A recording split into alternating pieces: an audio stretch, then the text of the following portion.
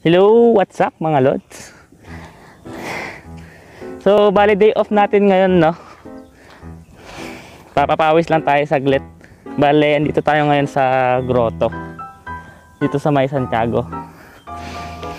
So, bali yung topic natin ngayon mga lods is about sa nagiging problema na na-encounter ng mga food panda riders ngayon. Kasi karamihan sa atin ngayon nakakaranas ng auto log out. Yung on duty ka, tapos biglang magla-log out yung account mo. Tapos, kapag magla-login ka, ilalagin mo yung account mong ganyan, ang mangyayari is invalid credentials, napapalitan yung password. So, bali, i-explain ko sa inyo mga lods kung paano nga ba ang nangyayari, kung bakit nangyayari. I-explain ko sa inyo kung bakit nga ba nangyayari yun, no? Biglang magla-log out yung account nyo. So, bali, i-expose ko yung problema ngayon sa Roadrunner app, pero syempre i-expose ko din kung ano yung solusyon na pwede natin gawin. So,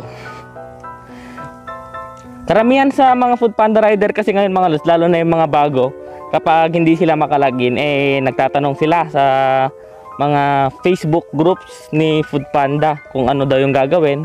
Tapos may screenshot sila, invalid credentials. Tapos sa post nila nakalagay yung cellphone number, nakikita. Ang hindi kasi natin alam mga lot, baka hindi alam ng karamihan sa mga riders, is pwedeng masabotage yung Roadrunner account natin gamit lang yung cellphone number. Yung cellphone number kasi natin mga lods is pwedeng i-forgot password yun sa Roadrunner app. Diba sa may login, may email, may bandang baba, password. Tapos sa may bandang baba nun, login button. Sa may baba pa nun, may forgot password. Ngayon, kapag alam kasi ng attacker yung cellphone number mo, pwede niyang i-forgot password yung account mo. Number lang kasi ang kailangan doon. Tapos, ang mangyayari ngayon, kahit on duty ka, tapos may loko-lokong ginawa yon, forgot yung number mo, biglang mag-auto log out talaga yung Roadrunner account mo. Ang mangyayari nun, hindi ka na maka-duty. Kapag ilalagin mo na yung account mo is invalid password na. May problema kasi ngayon sa forgot password ni Roadrunner app.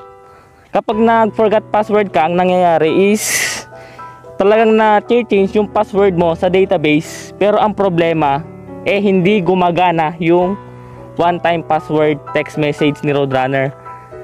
Hindi mo marireceive yung new password mo.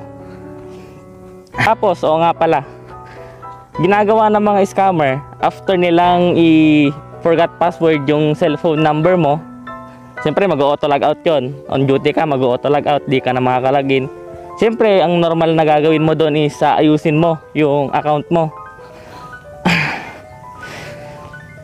Tapos siyempre ang proper process kasi nun is yung via messenger.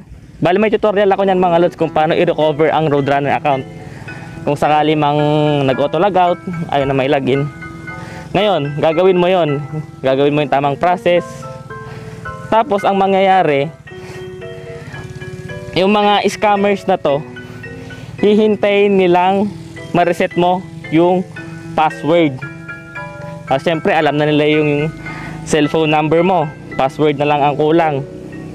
Ngayon, kapag ni-reset mo yung password mo, ang magiging password mo doon is Food Panda 123. Tapos yung ganon. So alam na nila kung ano yung username tsaka password mo, pwede na nilang i-login. Yun yung target nila. Uunahan ka nilang may i-login yung Roadrunner account mo. Siyempre kapag nauna silang nakalogin doon ngayon, change password nila. Sila na ang gagamit sa Roadrunner account mo. Yun yung nangyayari ngayon na karamihan na hindi alam ng mga rider na may problema kasi sa Roadrunner app, hindi gumagana yung one-time password. Pangalawa, yung mga sa mga bago din to nangyayari. yung binigay yung account nila tapos hindi nila mai-login. Tapos pinopost nila sa Facebook groups ni Foodpanda. Paano kaya to? Hindi ko po mai-login yung account ko.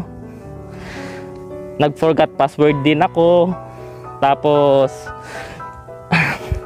ayaw pa rin, hindi ko pa rin matanggap yung new password. Eh yun na nga, hindi talaga nila matatanggap yung new password kasi may problema sa one-time password ng Roadrunner app. Ngayon may mga loko-loko naman na magko-comment doon. Sasabihin, PM me. Send mo sa akin yung rider ID mo. Send mo sa akin yung username mo, cellphone number.